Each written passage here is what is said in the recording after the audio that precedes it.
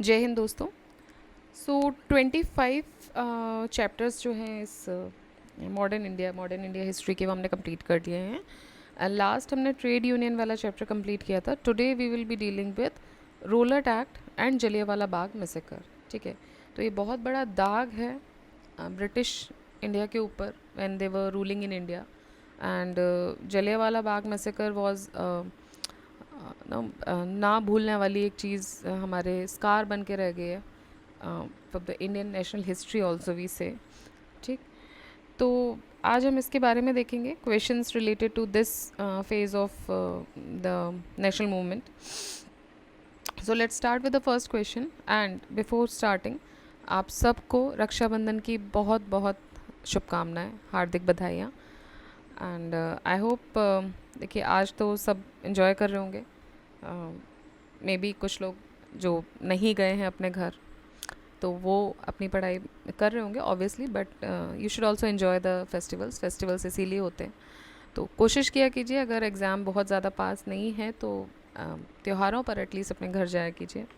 ठीक है, बिकॉज़ क्या होता है ना, देखिए सब आपके साथ हैं, आपके माँ बाप ने आपको बाहर भेजा हुआ है। अगर आप घर पर ही हैं तो ठीक है, अगर आप बाहर हैं तो बाहर भेजा हुआ है, बट वो एक्सपेक्ट करते हैं कि आप उनको भी समय दें। तो ये जो त्यौहार होते हैं ये समय देने का टाइम होता है।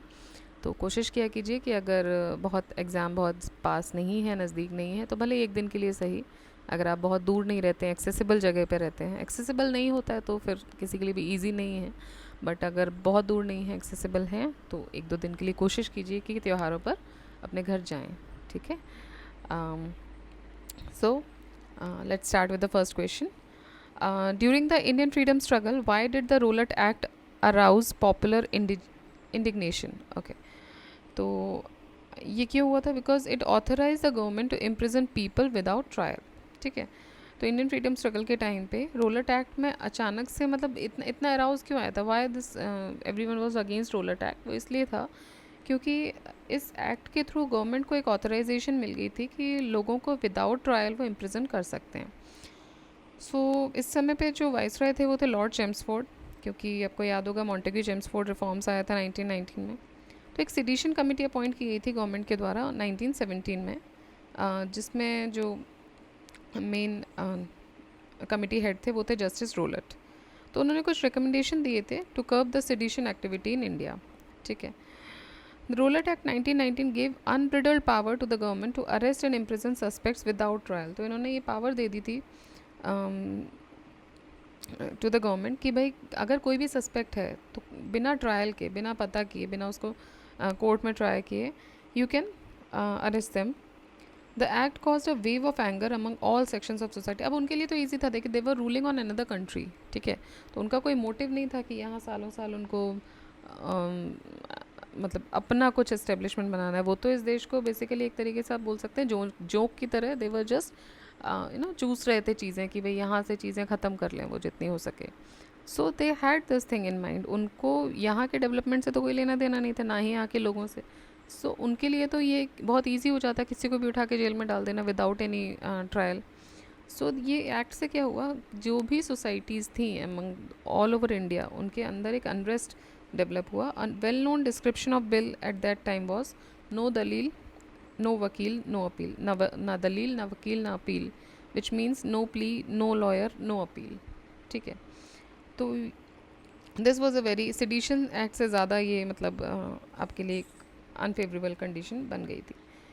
Next is the Rowlatt Act was passed to it was pass to curtail the national and revolutionary activities. कब पास हुआ था? 1919 में पास हुआ था। रोलट एक्ट एम्ड एट, क्या एम था रोलट एक्ट का? कि किसी को भी विदाउट ट्रायल आप इम्प्रिजनमेंट दे सकते हैं and summary procedures for trial. ठीक है, imprisonment without trial and summary procedures for trial. तो देखिए IAS 2012 में भी ये क्वेश्चन आया है। आप UPSC में आप बोलते हैं कि बहुत रिपीटेशन नहीं होता है, बट होते हैं कुछ क्वेश्चंस रिपीट हुए हैं, वो भी हमको इन्हीं से ही देखना है। तो आपको ना बेसिक उसकी सोल ऑफ द टॉपिक आपको पता होना चाहिए। सोल ऑफ द टॉपिक पता है तो आप क्वेश्चन डील कर जाओगे। बहुत कोई टफ क्वेश्चन नहीं बनाया इसका। ठीक है, देखिए जैसे इसमें था सप्रेशन ऑफ खिलाफत मूवमेंट, उसी पीरियड का है। कन्फ्यूजन हो सकती है अगर आपने अच्छे से नहीं पढ़ा है तो। Imposition of restrictions on press of the freedom, मान सकते हैं। Compulsory economic support to war efforts, उस टाइम पे वॉर भी चल रहा था 1914 टू 1918 जो फर्स्ट वर्ल्ड वॉर था। तो कहने का मतलब ये है कि क्वेश्चन कोई बहुत टफ लेवल पे नहीं बनाया जाता, लेकिन बस आपको उसके बारे में कितना बेसिक चीज़ें पता है। बहुत अगर आपको बेस पता है कि रोलेट एक्ट किस लिए था, कुल मिला के एक्टिविटीज़ को कर्व करने के लिए था। अब एक्टिविटीज़ को कर्व करने के लिए आप सोच सकते हैं कि भाई हो सकता है प्रेस के थ्रू कर्व करें, ठीक है। खिलाफत भी चल ही रहा था, वॉर भी चल ही रहा था, बट अगर आपको उसकी एक बेसिक टेनेट पता है कि हाँ जेल में डाल देना है विदाउट ट्रायल, तो फिर आप एलिमिनेशन लगा सकते हो। और 12 में भी आया है, और आप देखिए IAS 2009 में भी आया है ये।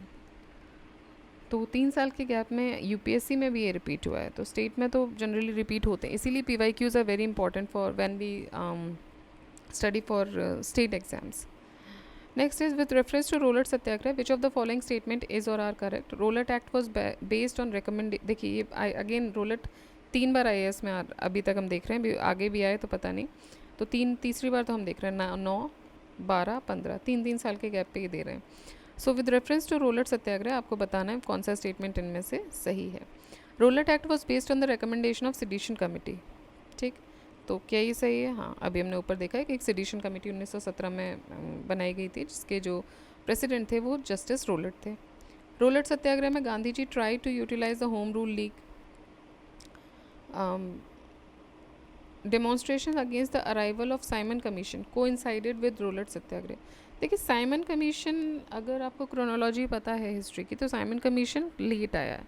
रोलेट सत्याग्रह हम बात कर रहे हैं 1919 की, ठीक है। तो वो तो नहीं हो सकता, ये तो एलिमिनेशन ईजिली हो जाएगा आपका। बाकी सेकंड सही था, गांधी जी ने कोशिश की थी होम रूल लीग को यूटिलाइज करने के लिए against the Rowlatt Satyagraha. So Rowlatt Act, जिसको ब्लैक एक्ट भी बोला गया, जो गांधी जी ने बोला कि ये काला कानून है, it was a legislative act pass by imperial legislative council in 1919। It allowed the British government to arrest any Indian without any trial or warrant. The act was based on sedition committee. In Rolette Satyagraha, Gandhiji tried to utilize the Home Rule League. Simon Commission reached India on February 3rd, 1928. तो उसकी वजह से बहुत ज़्यादा strikes हुई major cities में, towns में, and it welcomed with the popular slogan go back Simon. तो ये तो पीरियड हो गया अलग, ठीक है, ये तो नहीं हुआ था। ऑल्दो ये दोनों जो स्टेटमेंट्स हैं वो हमारे सही हैं। Next, Jallianwala Bagh massacre happened in the context of which Gandhian Satyagraha. तो जलियांवाला बाग मैसेकर जो हुआ था वो रोलेट सत्याग्रह के अगेंस्ट में, मतलब रोलेट सत्याग्रह के कॉन्टेक्स्ट में हुआ था, अगेंस्ट में नहीं, कॉन्टेक्स्ट में हुआ था। रोलेट एक्ट के अगेंस्ट में रोलेट सत्याग्रह लाया गया था।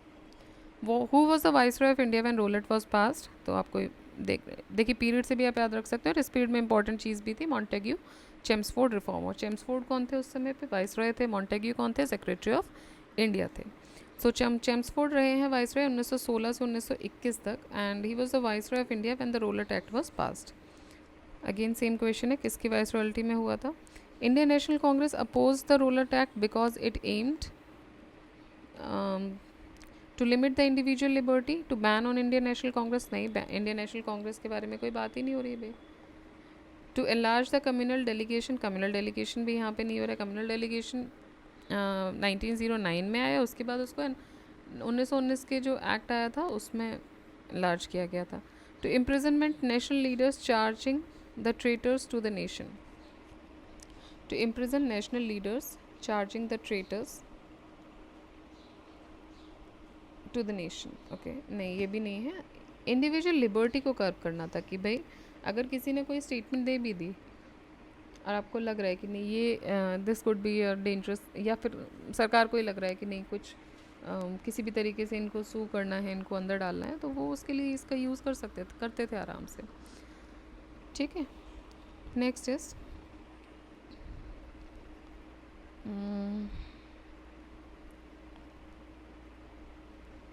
The first venture of Gandhi in all India politics was.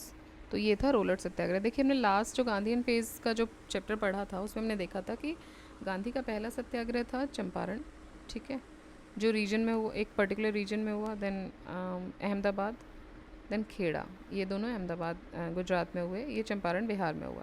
लेकिन ये रीजनल थे, ऑल्दो बहुत बड़े थे, उनके पहले थे one of the first 3, but ये रीजनल बेसिस पे, तो पहला नेशनल लेवल पे, मास लेवल पे जो हुआ वो था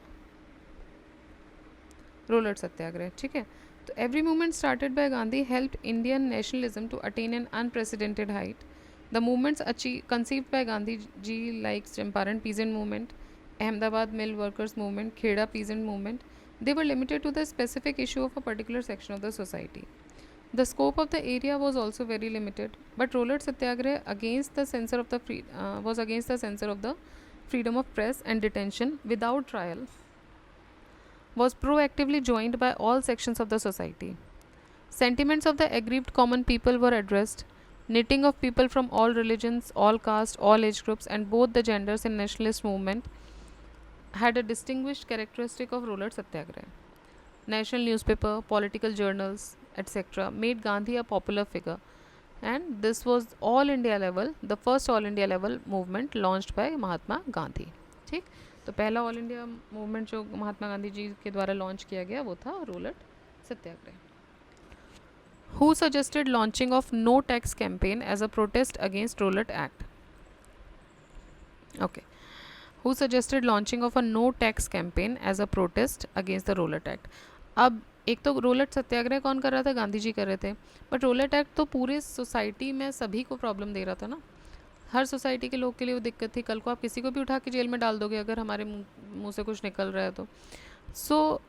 स्वामी श्रद्धानंद जी जो थे उन्होंने भी एक नो टैक्स कैंपेन शुरू किया था एक प्रोटेस्ट के तौर पे against Rowlatt Act. So this act was called as an act without a lawyer, क्योंकि ट्रायल तो हो ही नहीं रहा है, without appeal, without a plea और ब्लैक लॉ. इसको ब्लैक लॉ, काला कानून भी बोला था गांधी जी ने.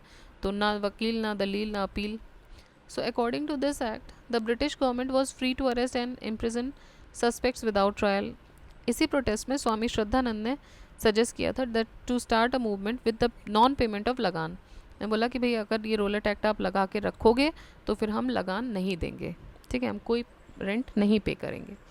तो इस तरीके का एक कैंपेन स्वामी श्रद्धानंद जी के द्वारा भी शुरू किया गया था.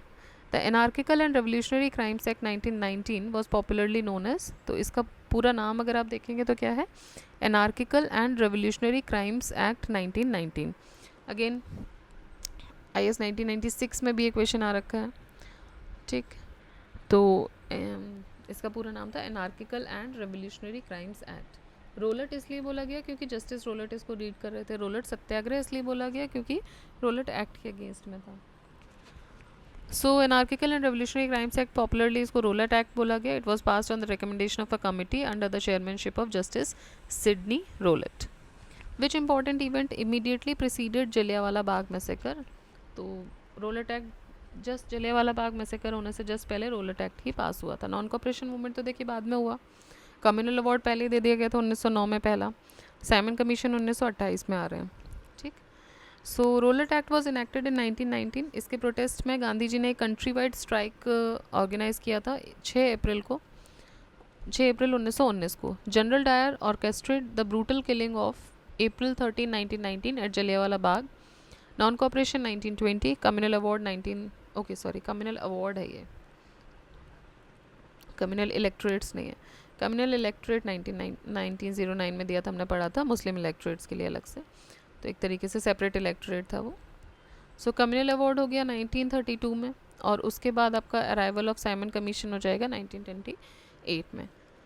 Massacre of the crowd at Jallianwala Bagh at Amritsar took place on, तो डेट क्या थी, डेट थी उस दिन 13 अप्रैल, ठीक है. और ये बहुत ही एक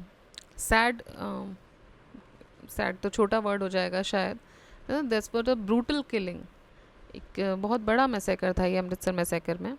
and it was an important incident in the history of Indian freedom movement during the British rule. April 13, 1919 को ये इनफेमस जलियांवाला बाग इंसिडेंट हुआ. इस दिन एक बहुत बड़ा क्राउड एक गैदर होता है in enclose ground of Jallianwala Bagh. और ये क्यों एक गैदर हुए थे, to protest against this new act, the new repressive measure, and protest against the arrest of 2 famous leaders also. देखिए उस समय क्या हुआ, इसी एक्ट के अंतर्गत 2 फेमस लीडर्स को पंजाब के अरेस्ट कर लिया गया, डॉक्टर सैफुद्दीन किचलू और डॉक्टर सत्यपाल. तो इसके अगेंस्ट भी एक चूँकि वो इस एक्ट में ही अरेस्ट किए गए थे, सो इसके अगेंस्ट एक सभा ऑर्गेनाइज़ की जाती कि भाई क्या कर सकते हैं क्या नहीं कर सकते हैं, इस बारे में बात होनी थी. तो इन्होंने बोला कि हम एक जगह इकट्ठे होंगे जलियांवाला बाग में और वहाँ पे देखते हैं इस बारे में क्या होता है। एंड बाकी बैसाखी फेयर भी लगा था, उस दिन बैसाखी था। सो बहुत लोग आए थे उस एनुअल बैसाखी फेयर को भी अटेंड करने, इस चीज़ के लिए भी आए थे। तो मतलब there was a huge gathering there being outside from the city. अब इस अगर आप अभी अमृतसर गए हैं कभी, तो आप लोग देखे होंगे कि जो गुरुद्वारा है अमृतसर का, उसके जस्ट लगा हुआ ही जलियांवाला बाग है, ठीक है। लेकिन ये अभी की बात है, ये जब अभी सिटी ऑलरेडी बहुत ज़्यादा सारी सिटीज़ अपने पैर पसार चुकी हैं, बड़ी हो चुकी हैं। बट उस समय ये ऑलमोस्ट सिटी के बाहर वाला एरिया हुआ करता था, वहाँ रिहाइश नहीं थी, वहाँ रेजिडेंशियल एरियाज़ नहीं थे। तो वहीं पे इस तरह के फेयर भी ऑर्गेनाइज होते थे। तो उस समय ये सिटी के बाहर था and many villagers were unaware of the martial law. तो लोगों को नहीं पता था कि मार्शल लॉ टाइप की भी कोई चीज़ लगी हुई है, कोई चीज़ अप्लाइड है अभी। और मार्शल लॉ में क्या होता है, आप 3 4 से ज़्यादा लोग एक जगह इकट्ठा होकर आप नहीं खड़े हो सकते हैं, ठीक है। सो डायर उस एरिया में एंटर करते हैं और उसमें सिर्फ एक ही एंट्री एग्जिट पॉइंट है, उसको चोक कर देते हैं एंड क्राउड पे ये fire, they open the fire on the crowd, killing thousands of people there. And if you have visited the area, the Jallianwala Bagh, अगर आपने कभी अभी देखा है, बिकॉज अभी तो एक टूरिज्म प्लेस की तरह डेवलप हो चुका है, आप देखेंगे कि अभी उन्होंने उसको प्रिजर्व करके रखा हुआ है। इवन जो गोलियों के निशान हैं उनको भी, ऑल्दो वहाँ बहुत चेंजेस आ गए हैं, बिल्कुल बहुत डेवलपमेंट्स हो गई हैं। एंड इनफैक्ट पिछले 10 12 साल में मतलब और भी ज़्यादा हो गए हैं। Because if you say about me, I have visited there so twice और थ्राइस, और हर बार उसमें कुछ ना कुछ चेंजेस हुए हैं। बट पर्टिकुलरली कुछ 1 2 वॉल्स हैं जो उन्होंने उतनी ही प्रिजर्व करके रखी हुई हैं, वहाँ पे आपको वो गोलियों के निशान अभी भी दिखेंगे। सो यू कैन इमेजिन, वहाँ जाके अगर आप थोड़ा सा सोचते हैं, आप हिस्ट्री के बारे में जानते हैं, अगर आप बैठे हैं सोचें, तो आप इमेजिन कर सकते हैं कि वो कितना भयावह दृश्य होगा उस समय के लिए। आज तो वो एक टूरिज़्म के हिसाब से बहुत अच्छे से डेवलप कर दिया गया है, आपको कलरफुल दिखेगा, सब कुछ चीज़ें दिखेंगी। बस उस समय के हिसाब से वो कितना भयावह दृश्य होगा कि जहाँ पे एक साथ बच्चे, बूढ़े, औरतें सब इकट्ठे हो रहे हैं, सब ऑर्गेनाइज हुए हैं। बैसाखी का भी दिन है, एक अच्छा दिन है। उनको नहीं पता है मार्शल लॉ क्या है, ऑल्दो उन्हें ये पता है कि हाँ उनके कुछ लीडर्स अरेस्ट हुए, उसके खिलाफ ये हो रहा है। बट बाकी लाइफ तो सबकी नॉर्मल ही थी। जैसे आज हम रक्षाबंधन मना रहे हैं, तो उनके लिए भी एक दिन था, एक बाकी लाइफ एक नॉर्मल लाइफ की तरह थी। और वहाँ पे अचानक से क्राउड ओपन फायर किसी पे हो जाता है और लोग अपनी जान बचाने के लिए कुएं में कूद रहे हैं, सब चीज़ें कर रहे हैं। तो that was actually a massacre, उसको नाम दिया गया। बहुत ही भयावह दृश्य था। और उसी के अगेंस्ट में बाद में 1940 में उधम सिंह एक तरीके के विटनेस रह लीजिए, या उस समय उस जगह पे थे वो, पंजाब में ही, ऑल्दो उस क्राउड में नहीं थे वो। And then he killed not general O'Dwyer, उन्होंने जो इनके ऊपर जो दूसरे माइकल ओडायर जो थे, उनको जाके उन्होंने लंदन में हत्या की थी बिकॉज ऑफ दिस इन 1940। तो आप सोचिए वो छाप कितनी छोटी होगी कि 1920 में 19 में ये मैसेकर हुआ, 1940 में 20 साल बाद वो आग उनके अंदर जल रही थी and he killed that man there. So reading is easy, but जब आप सोचते हो इन सब चीज़ों के बारे में, it takes you somewhere else. So anyways, I think मैंने भी बहुत डिस्कस कर लिया इसके बारे में, but we have to be sympathetic and not only sympathetic. अगर आप इस प्रिपरेशन में हैं, कुछ पढ़ रहे हैं, कुछ समझ रहे हैं, तो समाज में अगर बहुत जगह, ज़्यादा नहीं, कहीं भी कुछ भी बुरा हो रहा है, तो थोड़ा सा ही अगर आप कदम उठा सकते हैं तो ज़रूर कोशिश कीजिएगा अपने लेवल पे करने की। तो एनीवेज, अप्रैल 13 1919 को ये मैसेकर हुआ अमृतसर में। And next is the year 1919 in Indian history is related to. So it is related for the tragedy of Jallianwala Bagh massacre. Jallianwala Bagh massacre कहाँ हुआ? अमृतसर में हुआ. Very easy question. During the Indian freedom struggle, a large unarmed crowd gathered in Jallianwala Bagh at Amritsar on April 13, 1919 to protest against the arrest of. So ये किसके arrest के against इकट्ठे हुए थे? Saifuddin Kitchlew and doctor Satyapal. Why did people gather to demonstrate at Jallianwala Bagh? तो ये हुए थे because to protest against the arrest of Dr. Saifuddin Kichlu and Dr. Satyapal. The person who returned his honor to the Indian government on May 13, 1919 was, तो रविन्द्रनाथ टैगोर जी को honour दिया गया था British government की तरफ से और उन्होंने उसको वापस कर दिया था 30 मई 1919 को। After this incident of Jallianwala Bagh उनको नाइटहुड का एक ऑनर दिया गया था।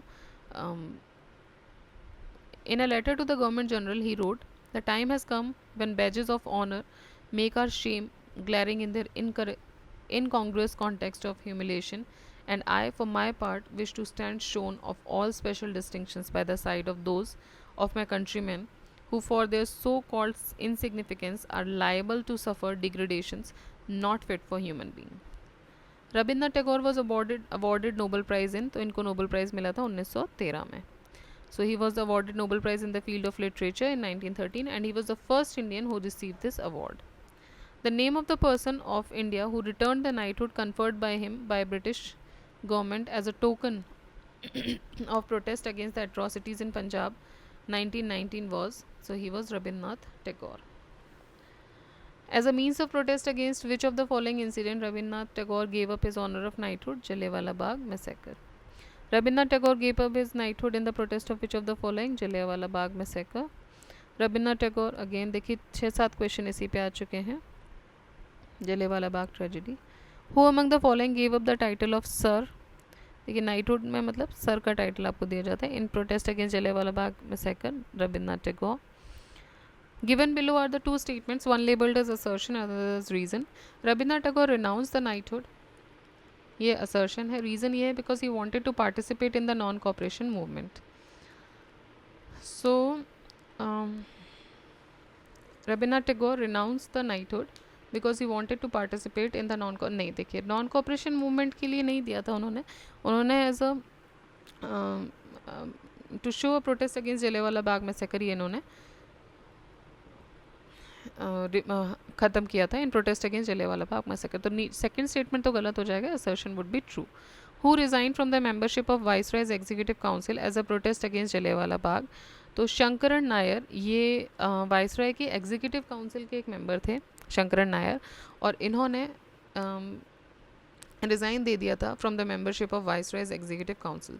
देखिए करेज चाहिए होता है इन सब चीज़ों के लिए because he was holding some position that time. बहुत ही इंपॉर्टेंट पोजीशन उस समय के लिए. आज आप गवर्नमेंट की अगर किसी कमिटी में हैं, किसी मेंबरशिप कमिटी में हैं, किसी काउंसिल के मेंबर हैं, आप मेंबर ऑफ पार्लियामेंट हैं, कुछ भी हैं, तो you are one of the important, आप चुन के गए हैं, बहुत ही प्रिविलेज लोगों में से आप हैं, और वो प्रिविलेज उस समय आप छोड़ रहे हैं as a protest against in favour of your country man. तो वो बहुत बड़ी चीज़ है. And it it requires courage and these people had done that. These people had fought for this. So ये भी हमें दिखाता है कि अगर फ्यूचर में कोई ऐसी कंडीशंस आती हैं, so we should stand abide by our people. ठीक है. तो एट्रॉसिटीज़ हो रही हैं, उसको देखते जाना, सहते जाना, एक मतलब एक हद तक ही सीमित होना चाहिए, उससे ज़्यादा नहीं. So Sankaran Nair was the person, he was the member of viceroy's executive council, and उन्होंने जलियांवाला प्रोटेस्ट के तौर पे उन्होंने अपनी वाइस जो रिज़ाइन कर दिया था. Who among the following had resigned? So again same question. Sankaran Nair. Select the correct sequence of events using the codes given below. So Jallianwala Bagh massacre, Dr. Satyapal incarceration, and Amritsar Congress session 1919. तो देखिए सबसे पहले तो सत्यपाल जी को arrest किया गया, उसके against में जलियांवाला बाग में गैदर हुए और मैसेकर हुआ, और फिर अमृतसर कांग्रेस सेशन 1919 रखा गया. तो सैफुद्दीन किचलू और ये डॉक्टर सत्यपाल पॉपुलर लीडर्स थे. इनको अरेस्ट किया गया by deputy commissioner of Amritsar और 9 अप्रैल 1919. तो 9 अप्रैल को इनको अरेस्ट किया गया, और जलियांवाला बाग मैसेकर होता है 13 अप्रैल को, और उसके बाद अमृतसर सेशन जो होता है कांग्रेस का वो होता है दिसंबर 1919 में. Hunter committee was appointed after. So Hunter committee appoint की गई थी जलियांवाला बाग मैसेकर के बाद. ठीक. सो रोलेट एक्ट जो था, रोलेट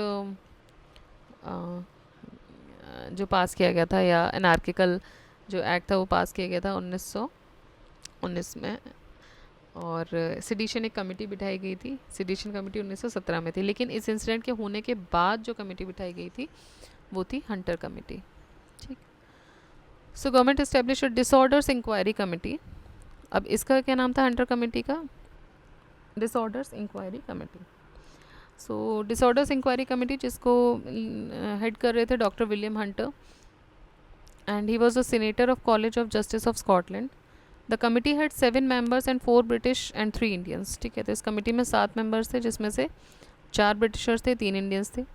और ये इन्वेस्टिगेट करने के लिए बनाई गई थी to the Jallianwala Bagh tragedy. Before the committee could publish its report, Congress put forward its view. This view criticise Dyer's act as inhuman and also said that there was no justification in the introduction of the martial law in Punjab.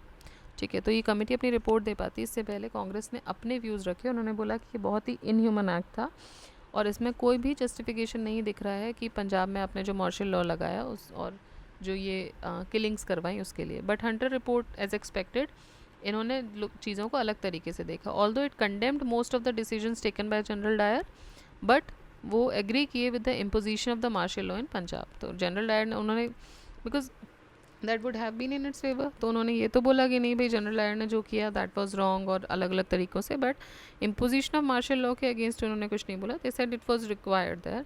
And it also criticise the method of satyagraha adopted by Gandhi ji. और गांधी जी ने जो method of Satyagraha adopt किया था उसको भी इसमें criticise किया गया. और गांधी को भी पार्शली रिस्पॉन्सिबल माना गया for deteriorated law and order situation. तो एज अ रिजल्ट जो जनरल डायर था उसको वापस भेज दिया गया England and he relieved of his command. British government called general Dyer lion of the British empire. देखिए, इतना सब होने के बाद, इतना एनार्की की, इतना इनह्यूमन बिहेवियर शो करने के बाद भी जनरल डायर को भेज तो दिया गया इंग्लैंड, बिकॉज यहाँ उसके खिलाफ प्रोटेस्ट हो रहा था, लेकिन उसको उन्होंने क्या टाइटल दिया, line of the British Empire, and sword of the honour उसको दिया गया for the service. So what does it show, क्या दिखा रहा है ये दिखा रहा है इनका इतना इनह्यूमन नेचर. ठीक है, कि इतने लोगों को मारने के बाद भी you are portraying that person as the lion of British empire. So इससे ज़्यादा पैथेटिक सिचुएशन उस समय के लिए नहीं शायद हो सकती थी. And general Dyer name is associated with which of the following, तो बहुत ही ईजी बना दिया गया, Jallianwala Bagh. Who from the following killed Michael O'Dwyer. देखिए, अब ये जो मैं अभी थोड़ी देर पहले आपसे डिस्कस कर रही थी, तो माइकल ओडायर जो था उसको मारने के लिए कौन रिस्पॉन्सिबल था फॉर जलियांवाला बाग मैसेकर, तो ही वॉज ऊधम सिंह. मार्च 13 1940 को 1940 को कैक्सटन हॉल लंदन में ऊधम सिंह, एक इंडियन इंडिपेंडेंस एक्टिविस्ट जिन्होंने इस इवेंट को विटनेस किया था in Amritsar, and when he was a young boy and was himself wounded, shot and killed Michael O'Dwyer, the British Lieutenant Governor of Punjab at the time of massacre, was himself wounded, shot and killed Michael O'Dwyer, the British Lieutenant Governor of Punjab at the massacre, who approved the Dyer's actions. ठीक है, तो ये कौन था, ये British lieutenant governor था उस समय पंजाब का, जिसने अप्रूवल दिया था जनरल ओडायर को कि आप इस तरीके का मैसेकर करवाइए वहाँ पे जाके. And he was believe to be the main planner. तो इसको उन्होंने, ऊधम सिंह ने हत्या की थी. You should watch the movie Udham Singh in fact. ठीक है, तो वो ग्रेविटी जो है शायद उससे समझ आए. ऑल्दो मूवी होती है, थोड़ा सा एग्जैजरेशन, थोड़ी चीज़ें होती हैं, बट इस तरह की मूवीज़ में उतना एग्जैजरेशन करने का स्कोप नहीं होता है. So I think you should definitely watch the movie Udham Singh. तो वो जो पेन है वो शायद आप समझ पाएँ उस समय का. Next is Udham Singh killed in London. So he killed sir Mike. देखिए, दो दिए जाएंगे, general Dyer and Michael O'Dwyer. तो इसने माइकल ओडायर को मारा था. Michael O'Dwyer was shot dead on 13 March 1940 in London by Udham Singh. The task of drafting Congress inquiry committee report on Jallianwala Bagh massacre was entrusted to. तो कांग्रेस इंक्वायरी कमेटी रिपोर्ट बनानी थी Jallianwala Bagh massacre पे. ये काम किसको सौंपा गया, महात्मा गांधी को. Who was the viceroy of India at the time of Jallianwala Bagh massacre in 1919, he was Lord Chelmsford. तो लॉर्ड चैम्सफोर्ड जो था वो वाइसरॉय था उस समय पे जलियांवाला बाग मैसेकर के टाइम पे. और ये क्वेश्चन भी 3-4 बार ऊपर भी रिपीट हुआ है, तो याद रखिएगा. लॉर्ड चैम्सफोर्ड ये था. मॉन्टेग्यू जो था, अगर पूछ लिया जाए सेक्रेटरी ऑफ इंडिया कौन था, तो मॉन्टेग्यू था. So he was the Viceroy of India at the time of Jallianwala Bagh massacre. Some other important events during his tenure and enactment of Government of India Act 1919, that is Montagu Chelmsford reforms, which introduced diarchy in the provinces. तो इस reform से provinces में dyarchy आ गई थी. Enactment of Rowlatt Act 1919, Jallianwala Bagh tragedy and beginning of non-cooperation movement. ये सब इसके period में हुए कुछ इंपॉर्टेंट इवेंट्स जो ये हुए. Who was the prime minister of England when Montagu Chelmsford act was passed? तो इस समय पर प्राइम मिनिस्टर कौन था? Lord George. जब मॉन्टेग्यू चेम्सफोर्ड एक्ट पास हुआ तो जो प्राइम मिनिस्टर था वो था lord George. So Lloyd George was the Prime Minister of England when the Montagu-Chelmsford Act was passed in 1919, and he was the Prime Minister of England from 1916 to 1922. Which one of the following events was characterized by Montagu as preventive murder?